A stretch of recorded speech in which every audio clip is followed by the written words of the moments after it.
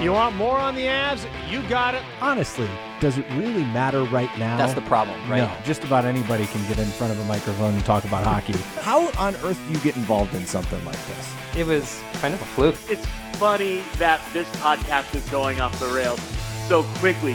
This is From the Cheap Seats, an Avalanche fan podcast from 9 News. Seated in the conference room, here are your hosts, Steve Stager and Jeff Sautel. My gosh, it's episode 20. Ding, ding, ding. Episode 20. And it's on a weird day. Everything's about to change. Maybe change for the better. We're going to tape this show now on Wednesdays to produce it and get it on I was going to say on the air. It doesn't really go on the air. To get it out there on Friday. So you can now expect new episodes of From the Cheap Seats to drop on Fridays. It was our big 20th episode announcement.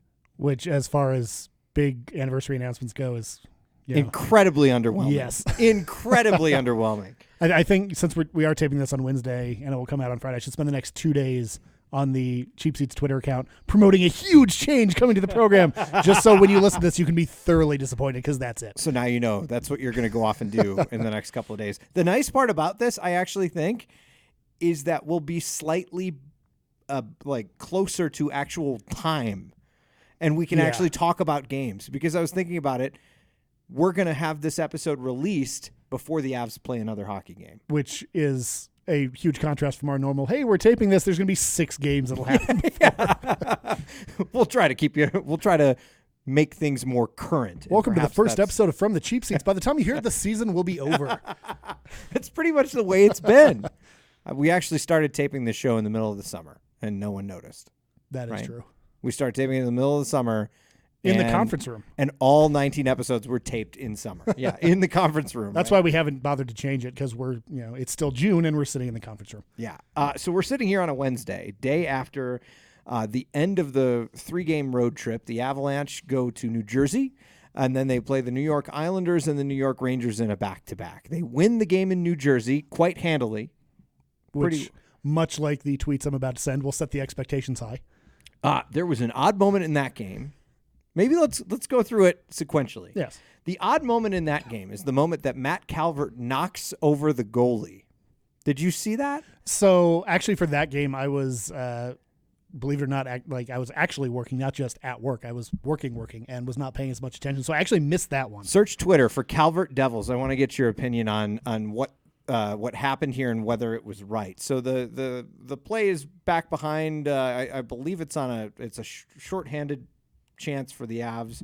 It becomes a chance because the puck goes back behind the net. Calvert skating with the goalie behind the net. The goalie he's taking the inside lane. The goalie's on the outside lane. Goalie kind of cuts up, and his skates catch Calvert's skates. He falls to the ground. Puck gets to Pierre-Edouard Bellemare, who just buries it, and it's an odd moment. And I will admit right here, right now, because I don't want to seem like such an obnoxious homer, that I honestly am not sure about that one. And not that it would have made the difference. That was a pretty easy victory. But I'm not sure how I feel about that one. Yes, he's out of his crease. He's out of his crease. Watching it over and over and over as you're describing it, it looks more like, as the goalie turns around, his stick catches Calvert, and the force of that. It's his skate, I think.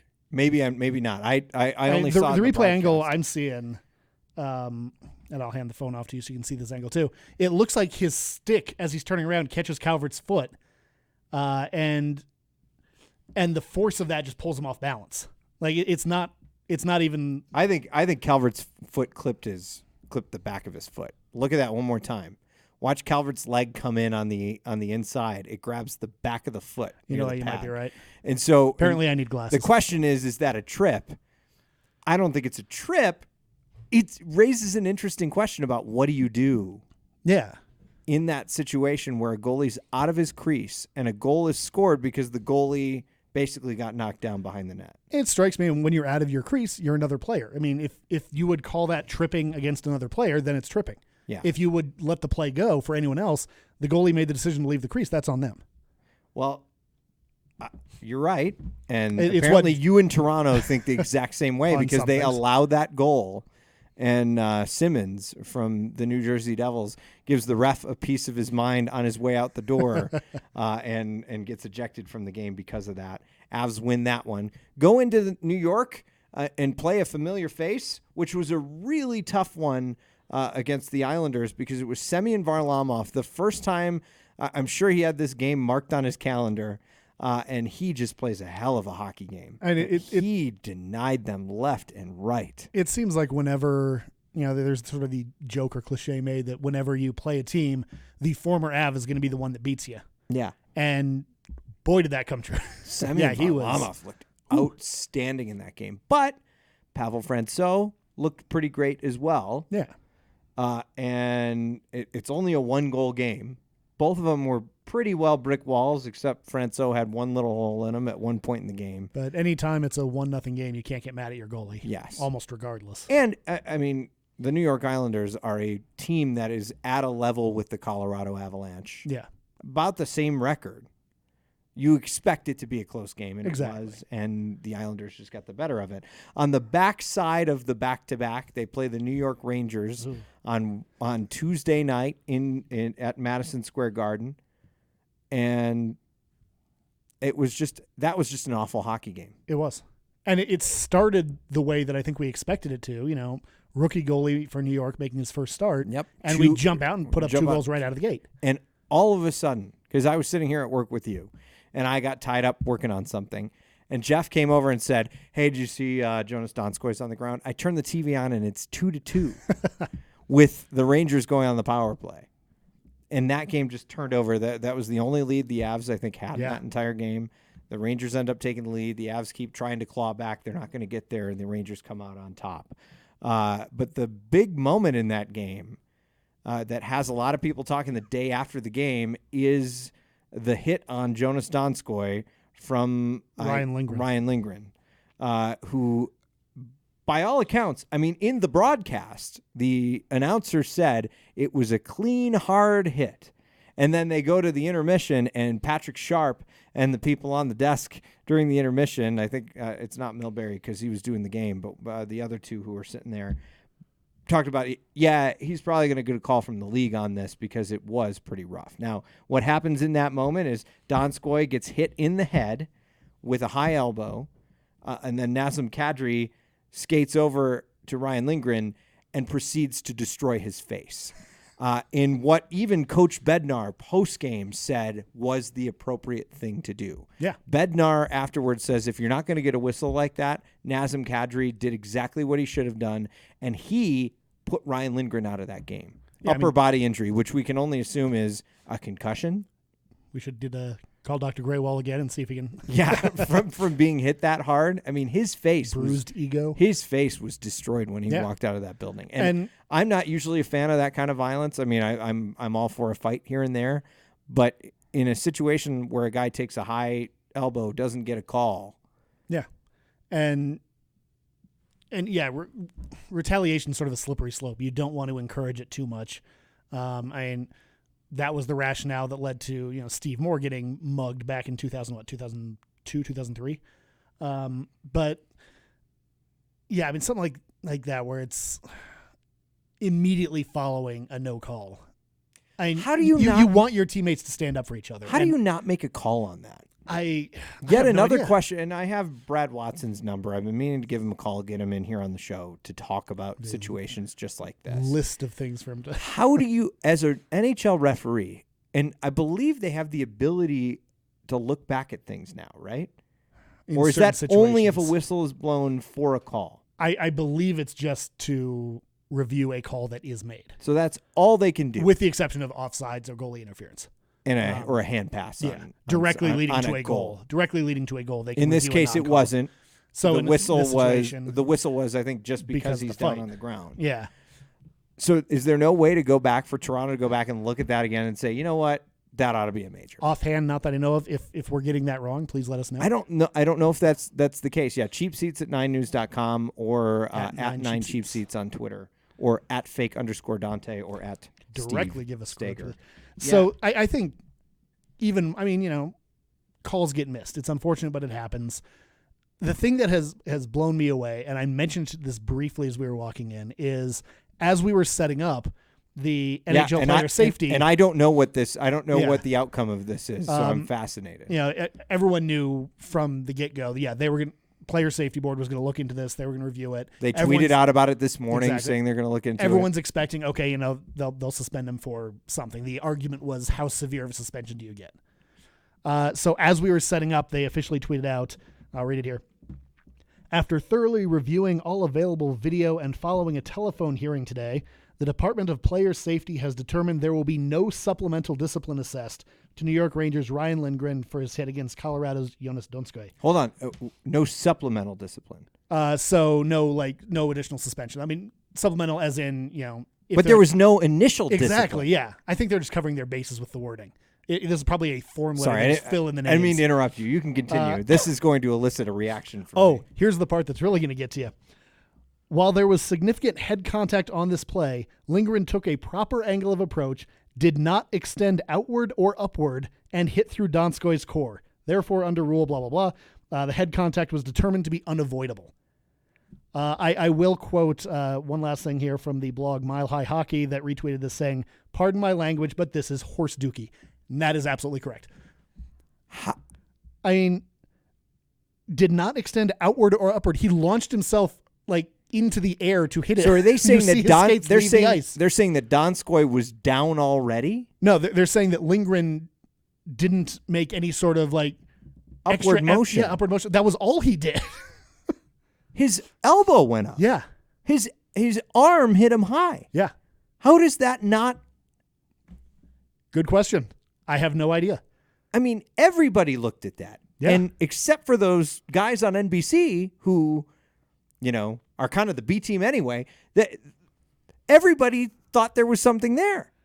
How does that go unpunished? And number one, if we're going to talk about supplemental discipline, let's talk about some initial discipline. There was no initial discipline, unless you count the bruised eye that he has right now from taking a few freaking uppercuts from Nazem Kadri. Can you imagine how bad retaliation would get in the league if they had said, because he got whooped on the ice, we're not going to bother to suspend him? Is that the reason why this is happening? Because he's already had something handed out to him? It's possible. Again, there's no way they could admit that, but frankly, it's as good as an answer as any. Do you follow Player Safety Mod on Twitter? No, but I've seen some people. The comment thread under these tweets are spectacular. There is someone who's quoting Kadri did enough. It is true. I guess he probably could have upwards of $20,000 worth of dental work after that. Most of the comments, unless the person is a Rangers fan, pretty much everyone is saying this is ridiculous that there's no suspension. AJ Hafley from who we've been meaning to get on the show with him. He says, unavoidable head contact makes it sound like Donskoi was hurt by an act of divine intervention. It was a dude hitting him in the head, something the league has repeatedly lied about caring about. And here's another example of them seeing a headshot and saying, well, what can you do? Yeah. I would love to be a fly on the wall inside this hearing. Oh yeah. What did Ryan Lindgren say on the phone that he was able to just basically say I didn't mean to. And sure he didn't mean to. Mumbled through his, like you said, $20,000 of dental work. Sure he didn't mean to, but he had to know that the head wasn't there. He had to know that Donskoi wasn't eye contact on him. And yeah, he may not have hit him in the numbers and knocked him into the boards, but. So you did mention Player Safety Mod. Yeah, I'm looking at them right now. They did specifically. They retweeted reference, AJ, by the way. Yeah, they did specifically reference that if Kadri doesn't fight Lindgren, it's a multiple game suspension, in my opinion. Entirely possible. They do say, though, significant head contact should not happen when a player has his head up and the hitting player takes a proper angle of approach and stays low through the check, period. This play was not hitting through the core no matter how you look at it. That's right. Yeah, if you come in at what they say proper angle, which is objective, but you come in at a normal angle come in straight, you're going to hit chest to chest. You're not going to hit elbow to head. Who's out there with measuring an angle? What do you even use to measure an ankle? A protractor. A protractor. Thank you. That's the word I was looking. Your middle school teachers are ashamed. Who's out there with a protractor right now? Who's out there with a protractor after the fact and looking at that video and saying, that looks about the proper angle? You hit the guy in the head. Yeah, and pay a fine. Yeah. How is anyone going to take this league seriously with some of the things that they have done to injure players this year or attempt to injure players this year? Yeah. Look at Matt Calvert. Oh, geez. That still hasn't really been addressed. No. You'd think that there would be a new initiative sent down from the league at some point to say, this is wrong and we're going to tell you to blow the whistle. Now, more power to the referees in this case because they did blow the whistle when Joonas Donskoi was on the ground and couldn't get back up. Yes. The question is, how are you going to prevent hits like that from happening and get serious about concussions until you lay down the freaking law and throw the book at some of these people who are hitting people like that? You can't. And I'm saying if this had been Nikita Zadorov hitting someone, oh, geez, I would want Nikita Zadorov to pay a fine. Yeah, absolutely. I'm not saying this because out of a pure homer situation. I'm saying this because these guys have freaking families at home. Right? Absolutely. That astounds me. That absolutely astounds me.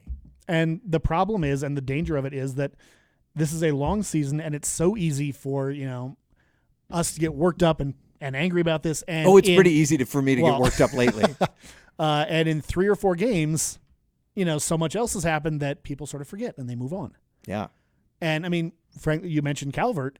When's the last time you saw someone on Twitter raging about how no one blew the whistle for Calvert? People have sort of moved on. People have moved on. And that's, I think we need to, I say we, like players involved, people who have the ear of the league, as the season starts to wind down and they're actually starting to look at, okay, what rule changes are we going to affect for next year? This stuff needs to be brought up again. Yeah. Like that discussion has to come back then for sure. And I'm going to keep banging the drum. And I know that he's not my coach anymore. He's not my coach, period, never was. John Tortorella gets fined $20,000 for saying something negative about the referees. And he was Joonas Donskoi could have brain damage and nothing happens in retaliation for that. Some Stripes guy's ego is bruised by a coach saying that you didn't do your freaking job after the game. He gets a $20,000 fine for bruising this guy's ego. But Joonas Donskoi is on the ice seeing stars from a hit that he gets from Ryan Lindgren, and there is no penalty whatsoever. That's Absolutely outrageous. And I get that this game is about hitting people and this game is about physicality. I understand that. But we got to draw a line somewhere. The NFL started doing it when people started hitting each other in the helmet. Yeah. Any helmet-to-helmet contact. Instantly reviewed. I don't want a penalty in the game necessarily. I just want some acknowledgement afterwards that shouldn't happen. Because, again, heat of the moment. Plays are happening fast. It is hard to tell on the ice sometimes, hey, how did this hit happen exactly? It happens so fast, you might not be able to make that decision. But like you said, there is someone apparently who sits there with a protractor up to the TV watching frame by frame to check the angle. How do they not come to the conclusion? How do they not say that this is putting people's health at risk? To be fair, I'll take a step in the other direction, and I will say that if Nazem Kadri caused a concussion that put Ryan Lindgren out of the game, he should be fined as well. Absolutely. We got to say enough's enough. Yeah. Give the guy a bloody lip, fine. Give him a concussion, you're done. Yeah. You're not done, but you get some sort of penalty for that. Yeah. It only seems easy, right? Yeah. And there has to be a consistency to it, or like you said, no one will take it seriously. And stuff like this is why no one's taking it seriously. Unbelievable. This may be the first time something's broken on the show, and you've gotten that genuine. You told me that I was going to be ticked off about this. I didn't know necessarily that they were going to say something about angle of body and try to explain their way around. The second part of that tweet was just mind-boggling as I was reading it walking down the hall. Yeah. I like I said, give Kadri a fine too if he caused a concussion, but give Ryan Lindgren, because basically he's walking away thinking, I can hit somebody else like this. Yeah. And who knows what's going to happen the next time something like that happens. Wow. Let's talk briefly about a comment I saw on Twitter last night. Somebody using the hashtag #FireBednar. When I got to remind you that this is still a playoff team, and yes, they have their faults. And I asked why he was calling for the coach's firing, and he said, well, this team can't play teams when they get stopped at the blue line. And I'm like, that's a reason to fire the coach? The coach who had the worst season in franchise history and then rebounded to go to the playoffs twice, advancing each time. Yeah. And you look at the way some of these younger players have developed. I mean, McKinnon went from all this talent, couldn't seem to put it together, and is now should be looking at his second Hart Trophy. How he didn't get it the last time, I have no idea. Yeah. This is a incredibly talented team. Yeah, they're going through a slump. Slumps happen. It's painful to sit through, and it's concerning. This is nothing like the slump last time. You think about it, they had a really rough stretch of like 6 games. Then they come out and they beat the St. Louis Blues. And I wasn't ready to give them a ton of credit for that after that game. But then they go into New Jersey and they win that game as well. And they look like they have things back together. They play a really solid game against the New York Islanders. Yes, they don't win that game, but they're close. If one goal. And frankly, they scored that goal, but they got it called back for an offside. Which was legit, unfortunately. Which was a legit offside call, although if you're going to call that offside and you're not going to give Ryan Lindgren a fine, right? Come on now. Use your video replay a little bit better. But between those two, this is not a panic situation. No. What you should be worried about, and this is what worries me, I heard Connor McGahey say last night, going into the third period, that the Avs record in the third period when they are down was 0-9-1, and they made it 0-10-1 last night. Yeah. They have not won a game if they are entering the third period losing, basically. And, I remember in the terrible, terrible season, you would see, a lot of those games where, they're losing in the third and the team just would give up. And that's what's sort of surprising about that record is you watch them in the third period when they're trailing, and they are throwing the kitchen sink at them. And they're coming out strong. They're moving the puck. They're getting a lot of shots, and somehow they're still not winning these. I mean, they're doing it right. The question is, are they getting quality shots on net? And I think the coach has said a couple of times, once again, another reason not to fire Bednar. One of the things he said is he wants to see more defensive hockey. He thinks that they're kind of getting cute in the ozone. And they have been. They've played really good defensive games, especially against St. Louis, against New Jersey, and against the Islanders. Yeah. They didn't play really well defensively against the Rangers, weren't moving their feet very much to get to open pucks. I don't know how long it's going to take for them to get that message that needs to be a consistent thing. They lack consistency with kind of getting to open ice and getting to pucks that are just kind of in the zone and you're close to it. They just kind of sit back when they could attack pucks. But nothing scares me more than that number because good teams figure out ways to win when you're down in the third period. Yeah. And this team just can't seem to do it. Apparently once they tied the game and then they lost in overtime. See, what are you worried about? They got a whole point. Yeah, right? Out of 22 opportunities. What does that remind you of? Last season and the overtime record. Yeah. Their overtime record was garbage. You basically could count on the fact that if last year's team went to overtime, they would lose. Often in the first 30 seconds. Yep. They just couldn't pull that together. Yeah. And I don't know what it is. Like you said, they get shots on net. But by the way, and pulling the goalie seems to be a guaranteed empty netter. Yeah. And I don't know how you drill that, how you make that different. Well, I mean, some of it comes to, like you said, getting cutesy. Yeah. How many times are those empty net goals the result of someone trying to do a fancy little pass and it just goes right to a defenseman? Either that or they're not getting a quality shot on net because they try to get too cute. Yeah. It's just like they've got it. I've seen them a lot. And I'm one of those people who yells at people in the stadium when they yell shoot. Because people aren't looking to see that, like, do they actually have a lane? Yeah. But there are a lot of times this team has a lane and an open shot at the net, and they don't take it. Yeah. And they try to pass to a cross ice pass, maybe a saucer that gets batted down and knocked the other way. So it's taking the shots when you've got a shot and hoping for a rebound and crowding the net. and really getting pucks deep. This team seems to have trouble getting the puck behind the net. They do. They really do. If you get a puck deep, you can control the zone as long as you got the right amount of bodies back there. Yeah. I mean, there was nothing prettier back in the late 90s than watching when Forsberg would get control of the puck behind the net. And the other team would just sort of freeze, like, oh, God, what's he going to do? Like you said, you can control the entire play from back there. Sure. Mikko Rantanen did pretty well from behind the net. And when you get someone like Landeskog, who is so good just posting out right in front there and creating traffic, I mean, you got to take advantage of that. Yeah. But still, not a reason to fire the coach at this point. Not a reason to fire Bednar. No. I will say, sort of not to counter, but to build on the third period record. Interesting stat came out from a writer from Bleacher Report, and also he does some stuff for Mile High Hockey, pointing out that first half of the season, if you look at wins losses of opponents, the Avs had the NHL's hardest schedule and had over 120 man games lost to injury, and still are top 5 in the standings. Second half of the season, they have the second easiest schedule in the NHL. Like, if they're struggling through the easy part of the schedule, that's when you can get worried. But to this point, they have had a ridiculously hard time, and they've done very well with it. To be fair, they've struggled against the easy teams. They have. They've played damn well against the hard teams. Talk about New Jersey. They played well. New Jersey's not a great team, I guess. But you talk about St. Louis. That they played really well in that game against the Blues. They haven't played well against them all season.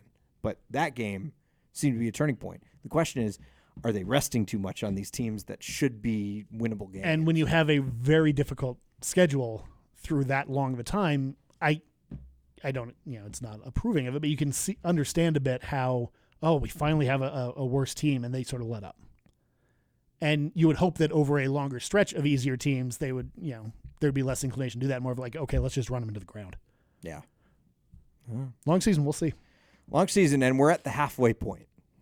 And We're McKinnon's officially on pace there for like 120 some points. So I know. hey. Isn't that wild? Think about it. He is exactly where Rantanen was at the halfway point last year. And Rantanen had a hell of a year. Yeah. Rantanen was 62 points at that. And I think he was at 62 points at the halfway mark. So McKinnon can just stay healthy, unlike Rantanen did. We got some good stuff coming. We just got to figure some things out. Yep. The goaltending, one other thing I wanted to talk about, just how inconsistent goaltending has been. And I love Philip Grubauer. He's a great guy. I worry, and you kind of showed me something. I've been in that camp of Philip Grubauer's your starter, and Francois is a really solid backup. But I'm kind of wondering if that maybe does need to change. Francois did have that real stunner of a game against Minnesota. Yeah. I mean, he was on national TV and just did not play well. Yeah. But he plays better consistently than and that's the thing. I mean, he'll struggle a bit, but I mean, when Grubauer's off, it's painful. Yeah. And he's been awful when lately. Frankie's off, it's okay, the offense has to step up a bit. That's one it's thing. It's not a disaster. It's one thing where you don't hear the team talk about every now and then you'll hear Bednar say, yeah, Gruby didn't have a good night. But you don't hear them talk about that an awful lot. And I think that's been I mean, you look at the shot totals that they've put up. Oh, yeah. And they can't win games. And you look at Gruby's record or his save percentage, and it's just there's something off there. Yeah. So hopefully they can get that sorted out. I wonder if they go to the market for a goalie. They're buyers. You have right to think now. they're looking. I mean, you're at a point where, you look at the core of this team and top scoring team in the league. You don't want to waste a chance at a good playoff run because your goalie's having an off night. I mean, there were question marks about Philip Grubauer at the beginning of the season, and a lot of people kind of put those aside because he played pretty well in the beginning. But the question is, can he play a full season as a starter? And I don't know if Pavel Francouz's ready to be a starter. Yeah. I think he's a really solid backup, kind of like Grubauer was. The question is, do they need to go to the well and find a goaltender if they want to be a cup contender this year? I don't know if that. It was a risky way to go into the season, and like you said, it worked great for a while. Joe Sakic, that's 303-871-1825 if you'd like to call my desk line and we can chat about that. So we don't have a guest this week, partially because we're shifting to our Wednesdays and we weren't able to book anyone, but also I figured it'd be nice to just chat Exactly. on our 20th episode. We're going to take a quick break. On the other side, we'll go through feedback with a member of this team you have never met before. We'll be right back. Colorado is a sports state. The 9 News app puts all of our great stories in one place. From the pros to the preps, you'll find it all. Plus the latest Broncos update from insider Mike Quist. The 9 News app. Download it today. 9 News wants you included in the conversation, your voice heard, your perspective seen. Call, email, or find us on social media. 9 News listens.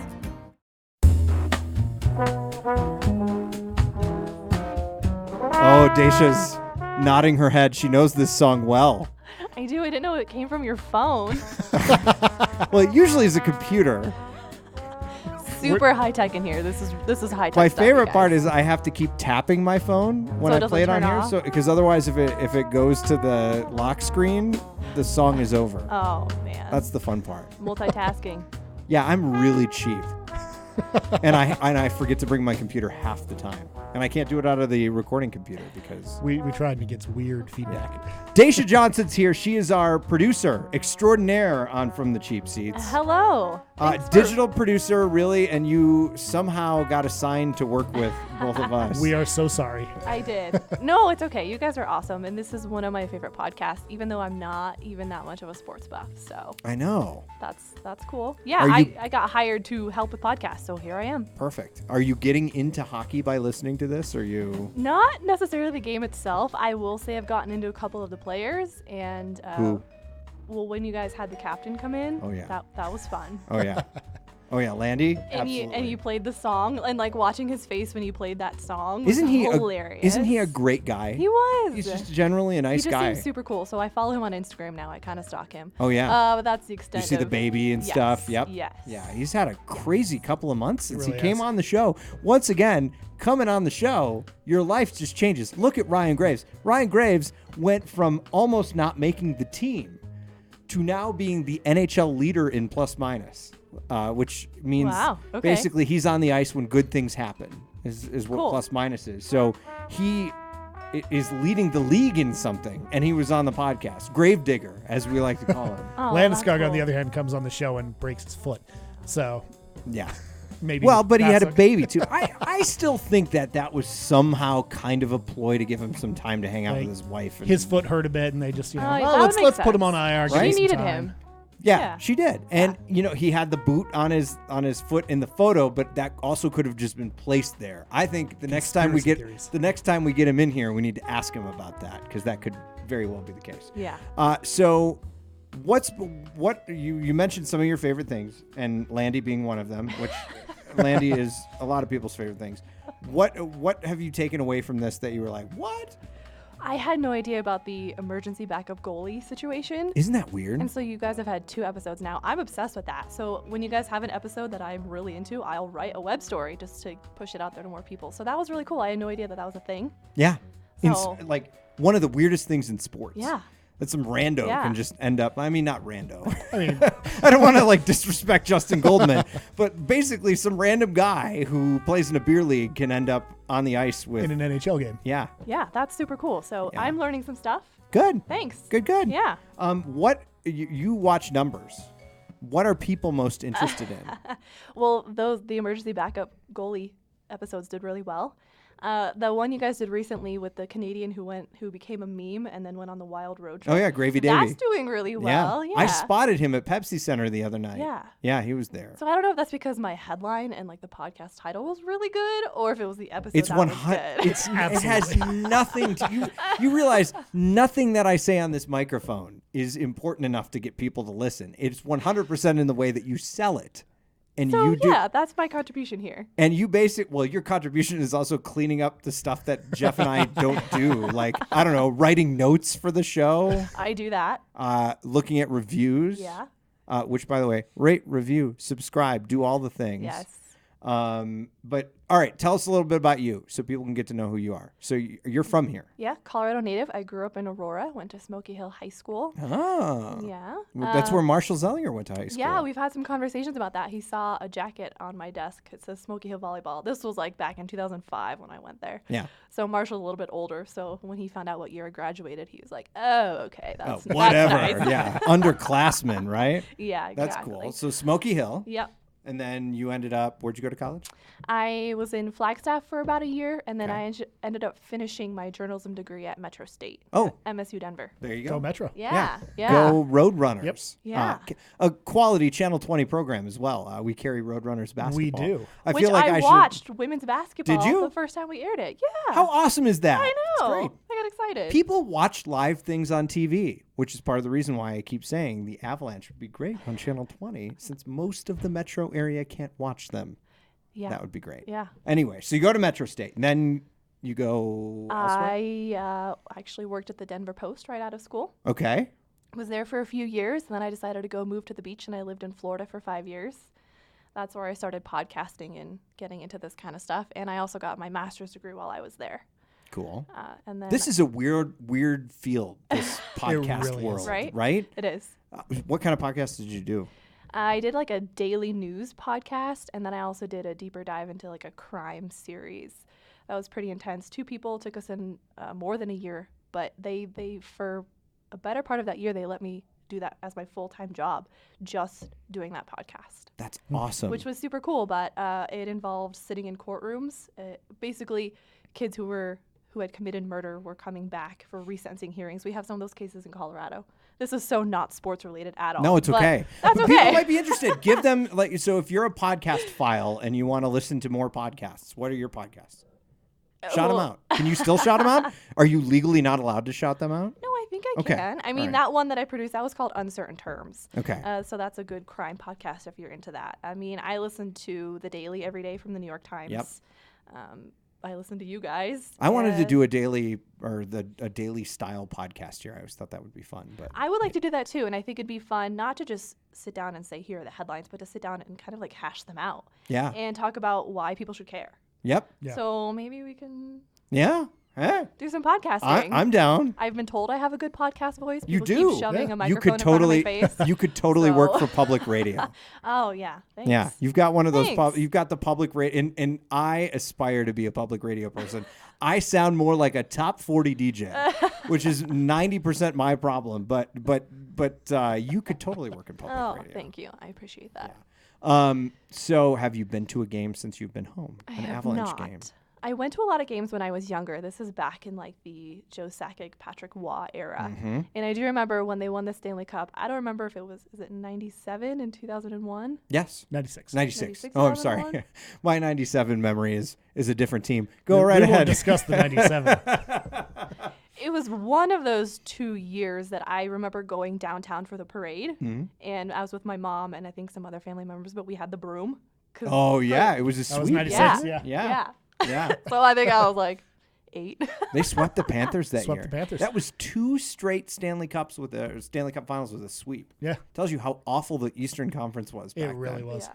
I mean, the Flyers got swept by the Red Wings the following year, and the Panthers got swept in that Through no series. fault of their goalie. Van Beesbrook was spectacular in that series, but Gosh, the it rest boggles So- my mind you guys remember this. So- This is 1996 and you remember this. Well, I mean, this was a big Iconic year. moment.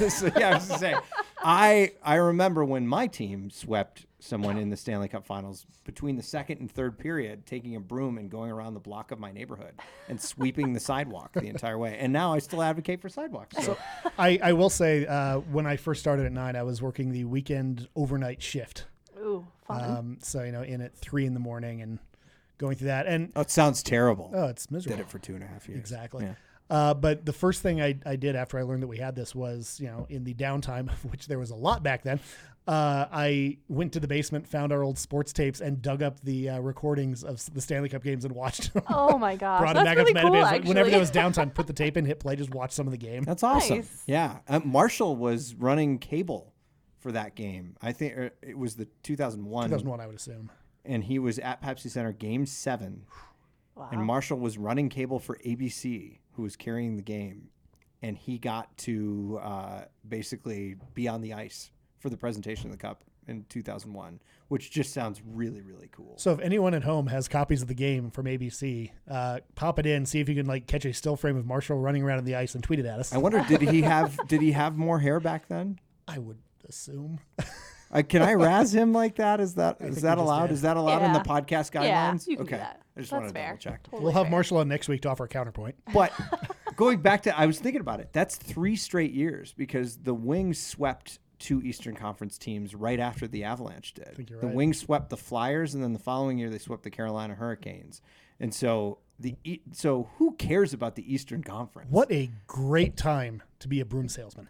Yeah, right. I mean, you'd make a fortune. I know, especially in Canada, right, where people actually watch hockey Yeah. religiously. But back then they really did on regular TV. I haven't actually looked up any feedback. I should probably do that. Everyone frantically grabs their phones. I just looked at our reviews. We don't have any new ones since Claire chimed in from a couple weeks ago. Don't you love Claire? Love Claire. You And I were was- so excited I when we know. tracked her down because you were the one who pointed out that review to me. Yeah, I think I did. And then you guys got in touch with her. Yeah. That was so cool to have her on. I feel bad for Claire because she listens through her hearing aids that Oh, are hooked yeah. up to Bluetooth, and the amount of screaming that I've done in the last 2 episodes probably aren't going to go over very well with her. I know I saw an email today, and I do have an answer for it because, believe it or not, I checked in with the Colorado Avalanche. Alyssa writes in. She says, 2 questions. My name's Alyssa. I'm a huge Avs fan. Just wanted to start this out by saying how much I love the podcast. Thank you, Alyssa. Alyssa says, okay, now to my questions. What do y'all think about the announcement of Sam Hunt playing at the Stadium Series game?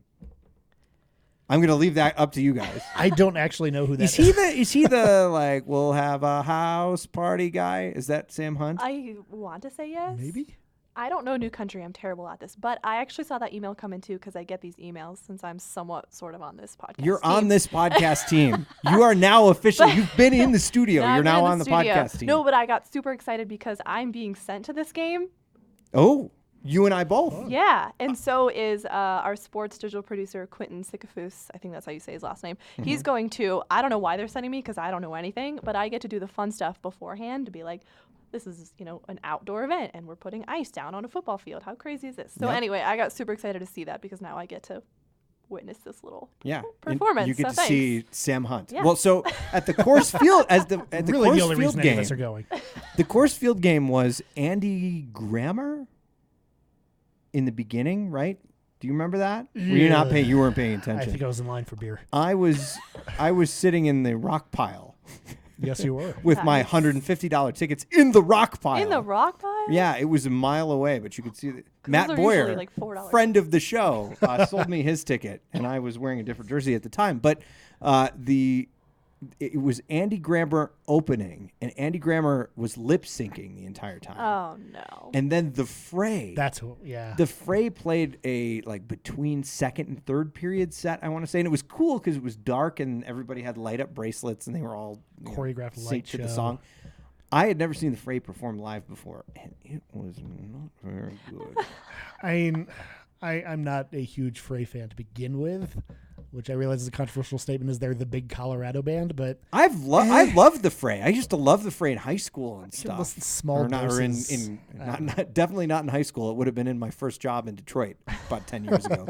But I like the Fray, and maybe they just were having a bad night, or the sound in there was off, or they something. kept getting fake snow blown in their face. Could have been, Oh, yeah, yeah. like giant clumps of fake snow. Did you see any of this? No. This Best part of the game, game. they basically they put a bunch of cotton on the field to make it look like it had snow because it was 60 degrees and windy in the middle of February. So, and to have a hockey rink at Coors Field just seemed out of place. So On they- TV, it looked like snow. yeah, it looked cool until That's it what looked like matters. snow on TV until the wind started picking up and the giant clumps of cotton started picking up, and you just saw these guys running out onto the field with staple guns and trying to push the cotton back It down. was coming up in large, square sheets. It was Oh, it was no. spectacular. This was a few years ago, right? This was 2016, February of 2016. so how often do they do these? So they do, I think, so they do the Winter Classic every year. That's the big one, and then they do these Stadium Series games. I think they do 2 or 3 of them every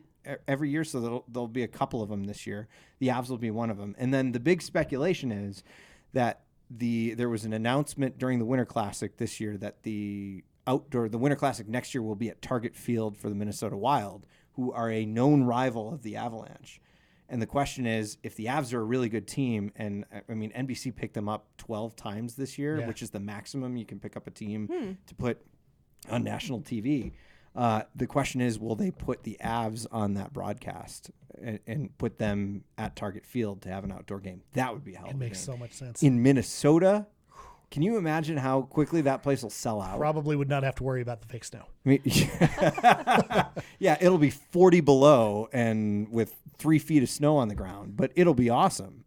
But this one, I don't mean to sound like a skeptic in advance. This one seems a little weird to me because it's the Los Angeles Kings. It's not a rivalry. It's not a rivalry, and Okay. I mean, the Springs are cool, and it's cool to see hockey go down to the Springs, but I mean, visually, it's going to be a very cool shot looking at the ice That's true. with the mountains right there. yeah, because Falcon Stadium's pretty in the mountains, beautiful. basically. Yeah, but I'm still confused that they haven't released the jerseys yet. oh yeah, Which so we'll catch you up on all the drama. Special jerseys and everything. We'll catch up on all the Okay. drama. Yeah, they All get right. custom jerseys, and the ones that they released. Hold on, Jeff will pull up a picture. you can start explaining why. The ones that they released on Twitter, or they like fake leaked. Oh, that okay. are- I vaguely remember you guys talking about this. Oh my God, they are the ugliest things. And if that's really and truly the jersey, it's going to be really unfortunate. I mean, they're just not. It looks like maybe a design for a kids team. Oh, yeah. Like, see, like there's nothing special about that. It's the A. with some mountains in it. There's maybe? just a Maybe? lot of empty burgundy on that Yeah. jersey. Yeah, Yeah, they could be a lot cooler. yeah. I mean, they've let's been get it cool. together. You look up the ones in the past. Like that's a nice looking jersey. Yeah, that's cool. Like that's something that somebody would want to maybe have. Yeah, the other I have one. The other one looks like an art project gone wrong. It does. And it's So, but you'll get to it's a cool environment. As long as it's not freezing. I So there's no guarantee of that. I know. Now down by ice level, it definitely will be cold just because they Yeah. have to keep everything cold. Although they pump everything underneath the rink, and that's how they keep it cold. Okay. I mean, 'Cause I that get was to a- hang out in the press box during the game. Oh, so yeah, that'd be fun. that'd be Yeah, I cool, don't think but- they're gonna let me sit. I'm field anchoring 9 News at 5 and 9 News at 9 and 10 there. I Oh, don't think they'll that's let cool. me hang out down by the. Yeah. We got some cool stuff planned for that. I can't give any of it away. One thing though that I noticed that so there's always a college game tied into this too, and apparently CC and Air Force are playing each other, but they're not playing each other at Falcon Stadium. They're playing each other at the Broadmoor World Arena, which is a nice arena, but not That's very- I not mean, the focus of this game. they play there every year anyway. yeah, I not to say those two teams, but they do hockey events there. I mean, yeah, that's weird. That's a At least that's what I've heard. I shouldn't put unconfirmed things on the air, but our sports producer was telling me that he was looking that up and he saw it. very bizarre. Yeah. So, well, we'll hang out. Yeah, Yeah, I'll and be there. we got to get you to a game at some point. I know. You know, we do have tickets, and Jeff never goes to the games, so you can That always. does seem to be a pattern. Yeah, we'll get you to a game at some point. Cool. All the right. concession stands better be open after your rant last week, Oh, yeah. which was great that I put it in the title. 'cause- I'm kind of curious if they listen to that. right. Because it's an honest question, and I'm still like I haven't been back to Pepsi Center since the last time that I went off on the air about that. But They've it's- physically removed our seats from the stadium. There's just an empty Steve- concrete Steve block. is no longer a season ticket holder for the Colorado Avalanche. We wish him the best in his future endeavors. And they're probably not happy about your secret parking Oh, tip yeah. that you gave out too. Yeah, you know, and there are probably a lot of fans that aren't too happy about that either because that's like their secret. And I'm going to go there now, and there will It's be gonna be nowhere for full, me to yeah. park. So after we did that show, we came back into the newsroom, and Steve was talking to someone about, oh, yeah, we mentioned this. And Lawrence, one of the yeah, directors from the other side of the room, you told them? It was the train thing. He did not want me to give up the train thing because that is a solid tip. Well, The to be train- fair, Board the train at the front of the train. The RTD security people tell people that every game, move up, and no one does. You can tell them to their face and no one moves. Walks through the gate and just stays right at the right at the back of the train. I feel you could take out a billboard at the station and people still wouldn't move. Yeah, no, they would. You could make an announcement inside the stadium and say like, "Hey, folks, as you're leaving tonight, just make sure." And people free playoff tickets if you move to the front of the train, and still no one goes. Yeah, right. That wouldn't happen. But they did. I don't know. They listened to me the one time that I said that they shouldn't have the ketchup and mustard packs, and they don't have those anymore. They have the pumps now. So I'm hoping you are making changes. I'm hoping, like my career in journalism, I got into this to make things change. There you go. And make a change for the better. Maybe they're going to change those jerseys too. Yeah, maybe. I do know some Avs people listen to this podcast, so there's that. That's cool. We'll see what they take A away. lot of awesome people listen to this podcast. I know. I'm super impressed by the feedback you guys get. They're great people. Yeah. We had the guy, and we're going to try to get him in here. He emailed me this week, Chris, who ran into me after a game recently and said like, "Oh my God, I listen to your podcast." Usually what I get is like, "Oh my God, you're that guy that does the show with Kyle Clark." Like, no, I'm not that guy. But he was like, "I listen to your podcast." I'm like, cool. "What?" It was That's cool. super cool. So, you want to pull up a schedule? Do I? So coming out tonight, the day that this, by the way, we're posting these on Fridays now. Daisha, if you're cool with that. Oh, sure. Can you set it to auto post? Because I know you're not here on Friday. Oh, yeah, I can schedule. Okay. Yeah. Taking care of some business on the air. This is how we play it. Friday's the Pittsburgh Penguins, right? Friday is the Penguins, and then only 2 games before the next show. Tuesday hosting the Stars, and Thursday hosting the Sharks. All right. Oh, so all at home. All at home. You should take those tickets Tuesday because I just found out. 5-game homestand. I just found out I'm going to be out of town. So Yeah. 5-game homestand. What? Penguins, Stars, Sharks, Blues again, and then your other team. Oh yeah, that's right. I can't go to that game. Neither can I because it's Monday at 1 p.m. I could go to that game. Which normal people? I don't come until 2:30. I go for an hour. Yeah, just catch the puck drop. I guess I'm not until 2 either. You're like, catch the first a little period. late. They won't notice. Yeah, right. No one cares. You just walk in. Be those people that walk in. We were really busy. Yeah, right. So lots to come. Lots to talk about. Yeah, I kind of hit that abruptly. Hope nobody minds that. You only answered one of her questions, by the way. Oh, yeah. Oh, my God. The other one. Thank you. Oh, and now my phone stopped. I believe she asked if there was going to be alcohol at this game. Yeah, so let me play the sounder again. There we go. I assume. So she did. She asked if there's going to be alcohol, which I was like, why wouldn't there be? And I ended up researching the question. Number one, I asked Danielle from the Avalanche. She said she assumes there will be, no problem. But I guess that the Air Force Academy just started serving booze at games like in 2017. Oh, yeah. So it was a thing for a while where they didn't allow As it a college thing, yeah. Those colleges, yeah. So have no fear. Booze will be available. We'll all be there. Hopefully things get back on track in the next couple of days. Good one against the Penguins. Sidney Crosby might be back. The Avalanche and Penguins tonight. Let's go Avs. Let's not go Pens. We'll see you next week. The views and opinions expressed in this podcast are solely those of Steve Stager and Jeff Sautel, who have absolutely no business covering sports at all. They're just fans. You can tell them how wrong they are by tweeting at the show at 9cheapseats or email cheapseats@9news.com.